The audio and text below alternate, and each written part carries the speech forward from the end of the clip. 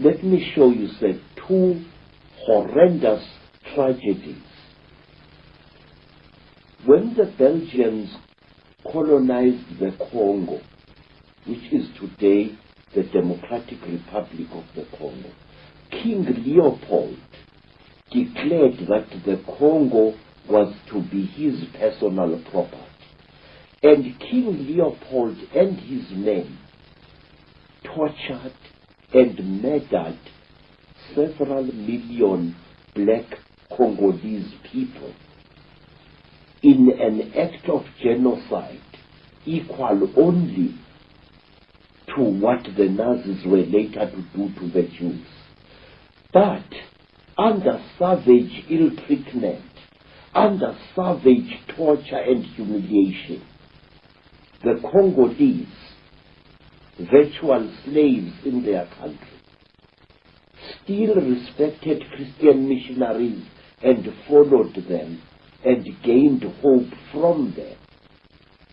And in 1907, this time in the country today known as Namibia, the Germans embarked on a policy of genocide against the warrior people known as the Hereros.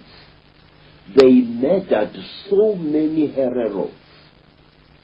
They tortured and slaughtered so many men and women of that nation that until as recently as the 1940s, Herero women were still so traumatized by what had happened that they were not producing any young at all.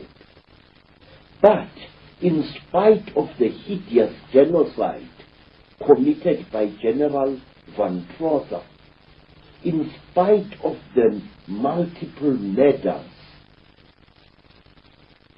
the Herero people clung to the Christian faith. Why? Exactly why?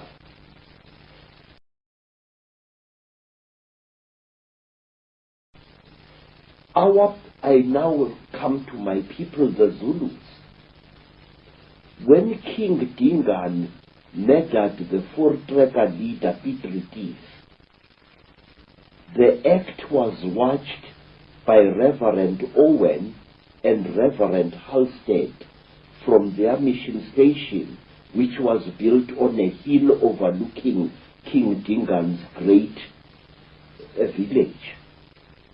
Halstead and Owen, unharmed by Dingaan, decided to flee from the place after that. And Dingaan was deeply sorrowed that his favorite preachers had decided to leave him.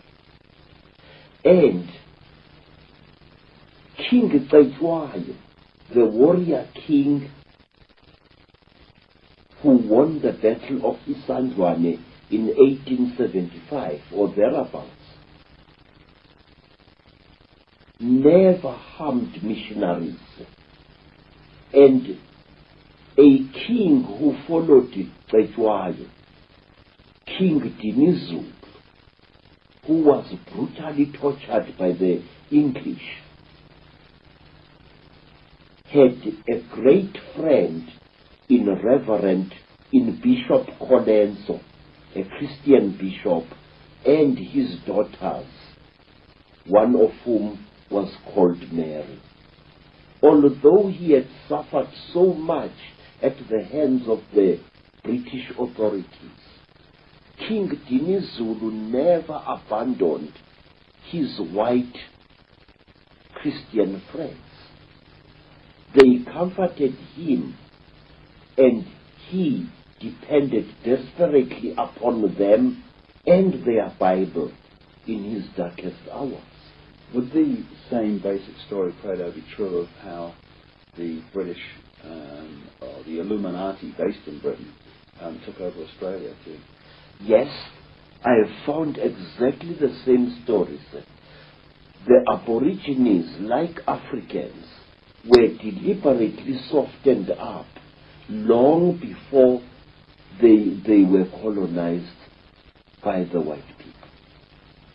There were men, mysterious men, who often posed as gods, who undermined the will of the Aborigines to resist the encroachment of the colonialists.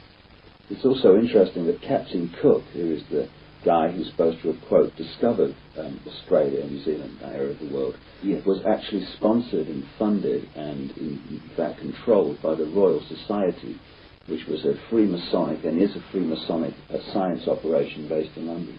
Yes, sir. Let me show you another interesting thing. There is a man I have been investigating in a vein for over 40 years now. A man who committed acts of hideous genocide upon our people here in South Africa. A man of whom historians are so fond that he is practically a white cow whom you may not dare to point a finger at. If you see me sitting in front of you, a man who was demonized over 30 years ago by the South African news media, it was because I asked questions about this white man, Sir George Grey. Who was Sir George Grey? What was he? Was he a Freemason? Was he an Illuminati? How is it that this Sir George Grey, who is the actual founder of the most oppressive laws that British colonialism ever settled our people with, apartheid was laid down by Sir George Grey. The carrying of identity papers was laid down by Sir George Grey in the 1850s, in the last century. And Sir George Grey dealt our kings a mortal blow.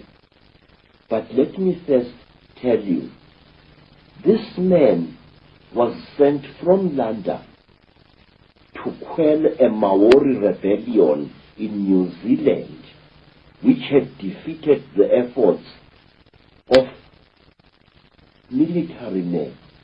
The Maori were unstoppable. Their rebellion was blazing like a bushfire through New Zealand. But when George Grey was sent to New Zealand, he managed to quell this rebellion with very, very little loss of life. What did George Grey do? I have never been able to find a book which tells me exactly what did George Grey do in New Zealand in order to pacify the Maoris who had beaten the efforts of the British soldiers.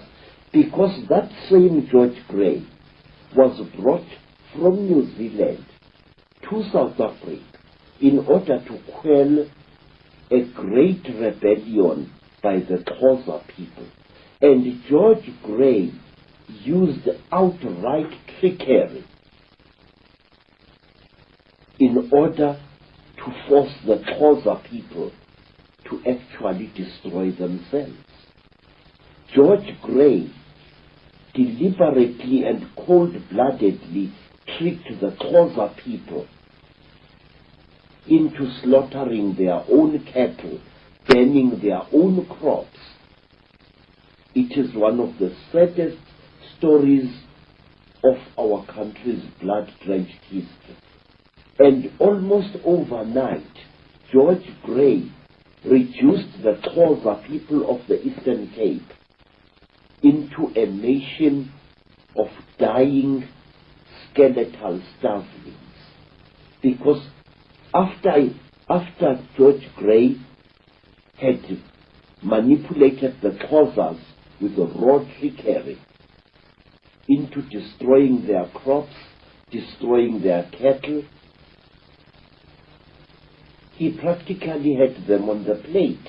Hunger, raw hunger and starvation achieved what military might had failed to achieve after many embattled decades.